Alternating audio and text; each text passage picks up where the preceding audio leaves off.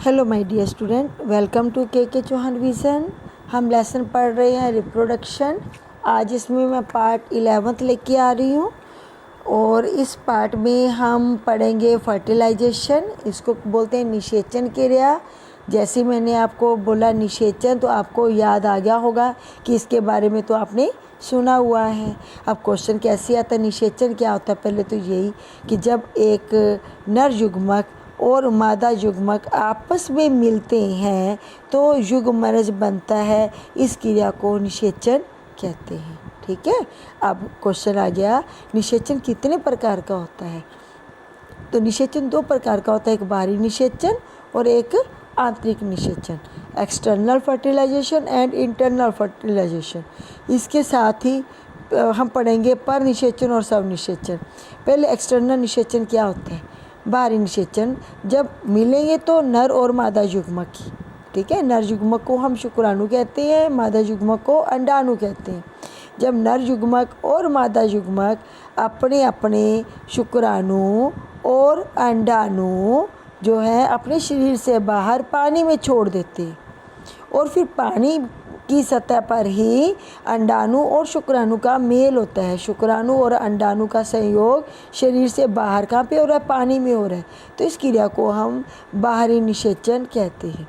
जैसे मेंढक जो है और मछलियाँ जो हैं या जलीय जीव जो हैं, उनमें ज़्यादातर बाहरी निषेचन पाया जाता है। और फिर जब इनका अंडाणु शुक्राणु का मेल हो जाता है तो युग्मनज बनता है। ठीक है, और अब आंतरिक निषेचन में क्या होता है? नर जो है वो अपने शुक्राणु मादा शरीर के अंदर विसर्जित करता है और शुक्राणु मादा शरीर के अंदर ही अंडे से सहयोग करता है, जैसे पक्षियों में, जैसे स्तनधारियों में। ठीक है, अब इसके साथ ही हम पढ़ेंगे पर निषेचन क्या होता है। ठीक है, तो पर निषेचन जो है, नाम से पता लग रहा है कि निषेचन की क्रिया में क्या होगा? अन्य जीवों का योगदान होगा। ठीक है, जैसे नर और मादा तो होंगे, पर नर में शुक्राणु जो हैं, नर युग्मक जो है वो अलग टाइम पर परिपक्व होते हैं, मादा में अलग टाइम पर परिपक्व होंगे और फिर उनका निषेचन जो है वो दूसरे जीवों से की सहायता से होगा। कैसे होगा अभी मैं बताती हूँ आपको। या उन जीवों में होता है जिनमें नर और मादा अलग अलग तो होते हैं परंतु उभयलिंगी होते हैं। उभयलिंगी मीन्स क्या? एक ही जीव में नर के गुण भी हैं और मादा के गुण भी हैं। ठीक है, इट मीन्स नर युग्मक भी बन रहे हैं और मादा युग्मक भी बन रहे हैं। तो परंतु जो जनन अंग हैं, वो जनन अंग या हम कहें कि युग्मक जो हैं वो अलग अलग समय पर परिपक्व होते हैं। नर युग्मक पहले बन गया, मादा युग्मक बाद में बनेगा, या मादा युग्मक पहले बन गया तो नर युग्मक बाद में बनेगा। अगर ऐसा होता है, ठीक है, तो क्या होगा? अब फर्टिलाइजेशन तो करना है, तब है तो उभयलिंगी जंतु, उसी में ही नर युग्मक भी है, मादा युग्मक भी है, परंतु इन युग्मकों के परिपक्व होने का समय भिन्न भिन्न होने के कारण ये जीव जो हैं दूसरे उभयलिंगी जंतु के संपर्क में आएंगे और फिर जो है शुक्राणु और अंडाणु का मेल होगा। ठीक है, इससे जीवों में विविधताएं भी आ जाती हैं। उदाहरण के लिए मैं बताऊंगी आपको, केंचुआ जो है, अर्थवर्म जो है वो उभयलिंगी जंतु है। अब केंचुए में नर युग्मक भी बन रहा है, एक ही केंचुए में मादा युग्मक भी बन रहा है, पर एक ही केंचुए में दोनों युग्मक होने के बावजूद भी एक युग्मक पहले परिपक्व होगा, दूसरा युग्मक अभी परिपक्व नहीं होगा। तब केंचुआ क्या करेगा? मान लो उसमें शुक्राणु पहले परिपक्व हो गए तो फिर वो किसी ऐसे केंचुए के संपर्क में आएगा जिसमें अंडाणु परिपक्व हो चुकी है।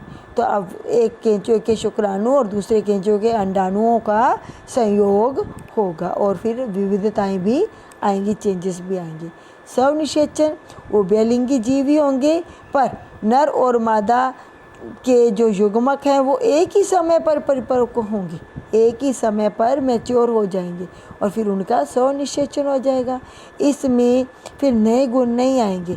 जो गुण उसके स्वयं जीव के हैं वही गुण उसकी पीढ़ी में चले जाएंगे।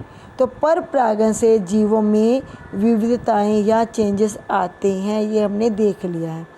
अगर चेंजेस आते हैं ना जीवों में, तो उनकी जो क्षमताएं हैं कार्य करने की, जीवित रहने की, वो भी बढ़ जाती हैं। और जीव के जो नए युग्मक बनने से आनुवंशिक विविधताएं जो हैं वो भी आती हैं, ठीक है, और नए गुणों का विकास फिर होता है, ठीक है। और इसके बाद एक और क्वेश्चन आ गया, लैंगिक और अलैंगिक जनन में अंतर।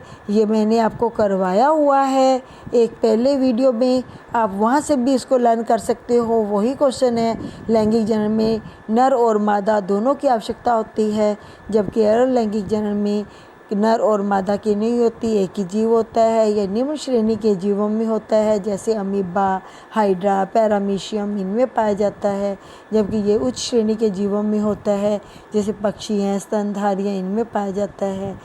जब लैंगिक जनन होता है तो इसमें निषेचन क्रिया होती है, और निषेचन क्रिया में नर और मादा युग्मक मिलते हैं, जबकि अलैंगिक जनन में कोई निषेचन क्रिया नहीं होती। जब निषेचन क्रिया ही नहीं होती तो इनमें चेंजेस या नए गुण या विविधताएं नहीं आएंगी, जबकि निषेचन होने से संतान में नए गुण आते हैं। जब अलैंगिक जनन होता है तो ये कभी कभी प्रतिकूल परिस्थितियों में भी हो लेता है, ताकि जीव के जीवित रहने की संभावनाएं बढ़ सकें। जैसे हमने बहु विखंडन पढ़ा, एक बीजाणु के द्वारा जनन, ये हमने पढ़ा। तो ये प्रतिकूल परिस्थितियों में होने वाली अलैंगिक जनन की प्रक्रियाएं हैं। तो जब बहुविखंडन होता है तो ये पैरामीशियम उसमें होता था, मलेरिया परजीवी में होता था, और जो बीजाणु बनाना है वो फफूंदी में या म्यूकर में होता था। पर लैंगिक जनन में ऐसी कोई क्रिया नहीं होती, बीजाणु बनाना नहीं होता। आगे एक क्वेश्चन और है, क्योंकि जब लैंगिक जनन होता है तो आपने देखा कि निषेचन जो है जब मादा के गर्भ के अंदर होता है तो मादा के गर्भ के अंदर ही फिर भ्रूण बनेगा, जाइगोट बनेगा, ठीक है। जाइगोट बनेगा तो उससे भ्रूण भी बनेगा, ठीक है। तो जब मादा शरीर के अंदर निषेचन हुआ, ठीक है, हमने पढ़ा था ना आंतरिक निषेचन, तो जब मादा शरीर के अंदर निषेचन हो रहा है तो उस अवस्था में भ्रूण भी मादा के गर्भ के अंदर ही बनेगा।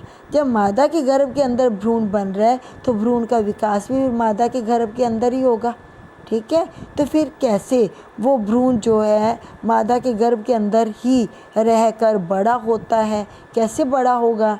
जब तक उसको पोषण नहीं मिलेगा तो वो बड़ा नहीं हो सकता। तो पोषण वो कैसे प्राप्त करता है भ्रूण?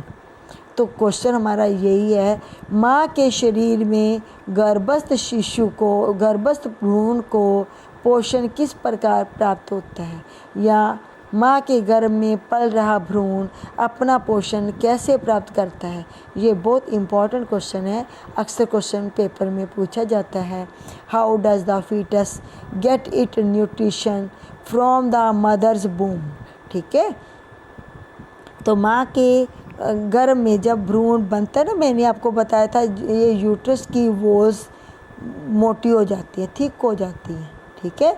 जैसे निषेचन होता है ओविडक्ट में, तो ओविडक्ट के बाद निषेचित जाइगोट जो है वो गर्भाशय में आकर गिरता है, तो इसकी दीवारें मोटी हो जाती है। दीवारों से ही एक डिस्क लाइक स्ट्रक्चर पैदा होती है जिसको आप प्लेसेंटा कहते हैं। ये प्लेसेंटा एक तरफ तो माँ के गर्भ से जुड़ा हुआ है, दूसरी तरफ नाड़ी के द्वारा भ्रूण के साथ जुड़ा होता है, भ्रूण की नाभि के साथ जुड़ा हुआ होता है। तो अब गर्भस्थ भ्रूण को माँ के रुधिर से पोषण प्राप्त होता है। इसके लिए प्लेसेंटा की संरचना प्रकृति के द्वारा की गई है। यह एक डिस्क लाइक या तस्तरीनुमा संरचना होती है जो गर्भाशय की दीवार में धसी हुई होती है। इसमें भ्रूण की ओर से ऊतक के प्रवर्ध होते हैं, मीन्स एक ट्यूब सी बन जाती है, और माँ के ऊतकों में रिक्त स्थान होते हैं जो प्रवर्ध को ढक लेते हैं। ये माँ से भ्रूण को पाइप के द्वारा ग्लूकोज और ऑक्सीजन और अन्य पदार्थों का आदान प्रदान करते रहते हैं, उत्सर्जी पदार्थ भी बाहर निकालते हैं। अब एक क्वेश्चन मैंने पहली वीडियो में डाले हुए हैं, वहाँ से क्वेश्चन है कि यदि किसी महिला में कोई महिला कॉपर टी का प्रयोग कर रही है, तो कॉपर टी क्या है? एक गर्भ निरोधक साधन है।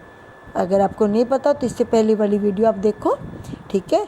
तो क्या अगर महिला कॉपर टी का प्रयोग कर रही है तो क्या उसको यौन संचारित रोग नहीं होंगे?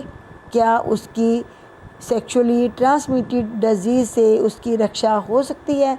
ये वाली वीडियो मैं नेक्स्ट डालने जा रही हूँ, तो वहाँ से क्वेश्चन लिया हो। तो ये वाला क्वेश्चन 2 वीडियो को देखने से क्लियर होगा। एक तो आप पहले वाली इससे वीडियो देखोगे, ठीक है, जो मैंने इससे पहले बनाई है, ये पार्ट मेरा 11th है, तो इससे पहली वाली वीडियो देखना, और ये वाली वीडियो इसके बाद मैं डालने वाली हूँ। तो ऐसा कुछ भी नहीं होगा। अगर कोई महिला कॉपर टी का प्रयोग कर रही है तो ये कोई गारंटी नहीं है कि वो महिला यौन संचारित रोगों से अपनी रक्षा कर सके, ठीक है। तो नहीं, कॉपर टी किसी भी अवस्था में महिला की यौन संचारित रोगों से रक्षा नहीं करता।